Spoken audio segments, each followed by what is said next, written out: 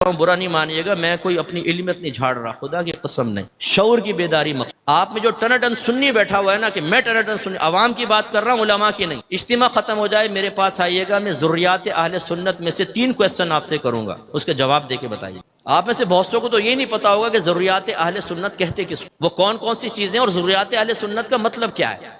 اور بنے ہوئے ٹناٹن سنی ہے جی، ہم ٹناٹن سنی۔ بھائی سنی اہل سنت سے بنا ہے، اہل سنت اسے کہتے ہیں جو اہل سنت کے عقائد کا حامل ہو، اسی لیے مکتب فکر بنے نا۔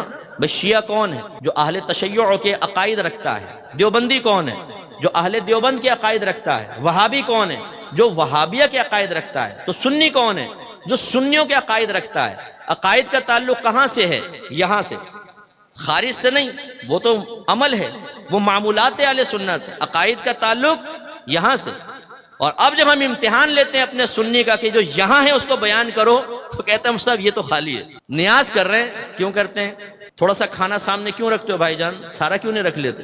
قاری صاحب اس پہ مختلف قرآن کی آیات لے کر ایک مخصوص حصہ پڑھتے ہیں، اور اس کو ایسا ہم نے سمجھایا کہ اگر مجھ جیسا آدمی کوئی الحمد شریف اور 3 بار سورہ اخلاص پڑھے تو یوں دیکھتے ہیں کہ فاتحہ نامکمل کر دی انہوں نے، وہ پڑھنا چاہیے تھا جو مروجہ ہے۔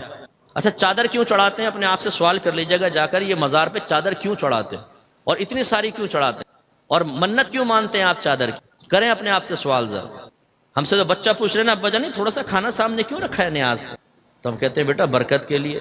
اب وہ پوچھے کہ ابا جان پھر باقی سارا کیوں نہیں رکھا، ہم کہتے ہیں کس کے ساتھ بیٹھنے لگا جی، ایک ناک پہ مارا اس کو، خاموش، کیونکہ جہاں ہمارے ٹن پہ سے پردہ ہٹنے لگ جاتا ہے وہاں پہ جلال آتا ہے، وہاں غصہ آتا ہے۔ اپنے بچوں کو سیٹسفائیڈ نہیں کر سکتا ایک ٹناٹن سنی، وہ کسی کو کیا سنیت سکھائے گا۔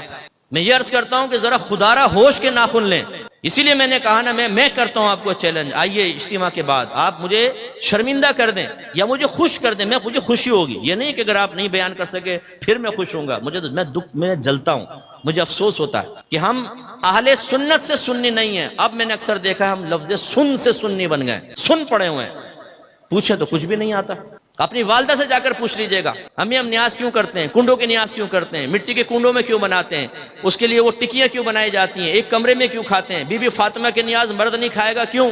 پوچھئے ذرا اپنی والدہ سے، اپنے والد سے، ان وہ کہیں گے بیٹا ہمارے تو بڑے ایسے کرتے ہیں ہم وہی کرتے ہیں، ہمارا یہ ہے ہماری سنیت۔ حالانکہ عقیدے کا تعلق یہاں سے ہے، آپ کے ذہن میں ہونا چاہیے۔ آپ ماشاءاللہ حنفی ہیں، مقلد ہیں، لیکن اگر ایک بچہ ہم سے پوچھتا ہے کہ ابا جان یہ تقلید کیا ہوتی ہے، اس کی مجھے تعریف تو بتائیں، شرعی تعریف، تو ابا جان تقلید کی صحیح شرعی تعریف نہیں بتا سکتا۔ اگر بچہ کہے جی ہم نے عالم سے سنا ہے کہ چاروں امام حق ہیں، امام اعظم، امام شافعی، امام مالک، امام احمد بن حنبل، لیکن ہم صرف امام اعظم کے پیچھے کیوں چلتے ہیں، ہم کیوں نہیں امام شافعی، امام مالک کے پیچھے چلتے ہیں، تو ابا جان کے پاس معقول جواب نہیں ہوگا۔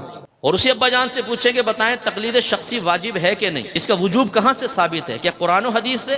نبی کریم کے دور میں تو تقلید شخصی نہیں تھی، تو یہ کون سا والا واجب ہے، جو قرآن سے ثابت ہوا، جو حدیث سے ثابت ہوا، یا نص مذہبی سے ثابت ہونے والا؟ کون سا والا؟ ہماری جانے والا نص مذہبی، یہ مصطفیٰ نیا نام سنا ہے، پتہ نہیں کہاں سے چیزیں نکال کے لے کر آ رہے ہیں۔ اب اسی طرح جمعے کی نماز کے بعد بچہ پوچھ لے ابا جان ہم کیوں ہاتھ باندھ کے کھڑے ہو کر اجتماعی طور پہ اردو میں صلاۃ و سلام پڑھتے ہیں، کیوں، کیا اس کی شرعی حیثیت ہے؟ تو ابا جان صرف یہاں سے ہاتھ نکال کے اس کان پکڑ کے یوں جھٹکا دے گا زور